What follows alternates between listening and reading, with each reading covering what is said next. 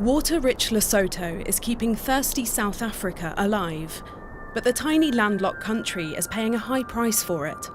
We didn't anticipate that the dams here in Lesotho will bring the misery that is bringing. I see nothing of the better life that they promised us. If it were up to me, I would decide against building the dam. The need for water by South Africa remains high, and the source of such water remains the Lesotho Highlands Water Project. We have been able to divert water to South Africa, but we are limited by the quality of our environment. Back when the children were growing up, this was a beautiful and peaceful village. We looked out for each other. Nobody here went to bed hungry. But look what happens now. People don't trust each other anymore. It's just not the same. Here in Matabo Raisi's village, Phase 2 of the Lesotho Highlands Water Project started 3 years ago. One of 5 dams is being built here to supply water to neighbouring South Africa. The entire village has been moved to another location. The construction work hit us hard. They had promised us jobs. Our children are supposed to be earning something from this, but instead they're out of work. While other people and South Africans get the jobs, we go hungry.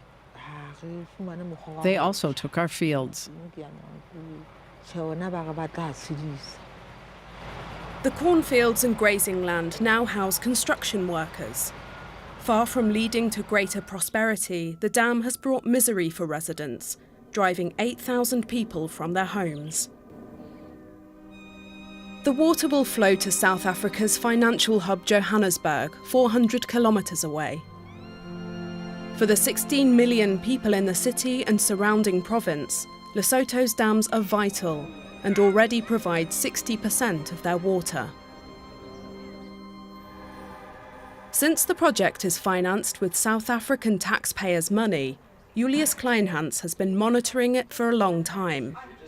He works for the organisation Outer, which seeks to expose corruption and mismanagement.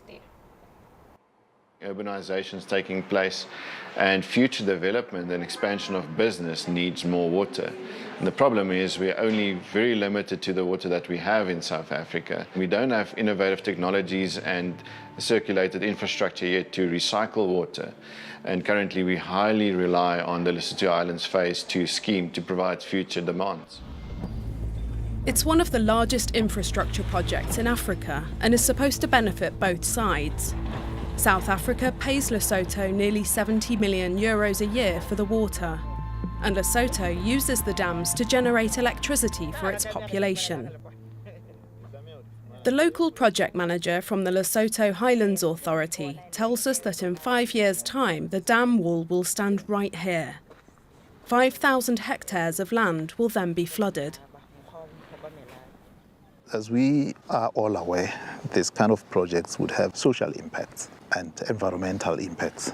And we, as the project, have a number of programs which had been discussed and agreed with the communities as ways and means of mitigating against the loss of land and the loss of grazing areas and production land. Matusi Sikwi heard exactly the same promises 24 years ago when the Katsa Dam was built. All other dams feed their water into this reservoir from where it's piped to South Africa. Sikwi works for the Seanoli Legal Centre. It's helping local people, like here in the village of Mapeleng, to now claim the compensation they were promised.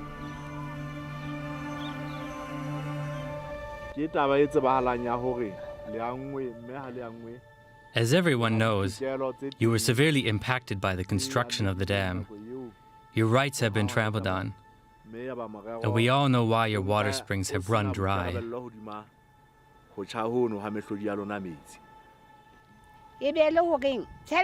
We had decided to use the money to get our village connected up to electricity.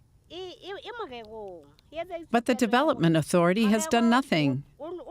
We're still waiting for power in Mapaleng.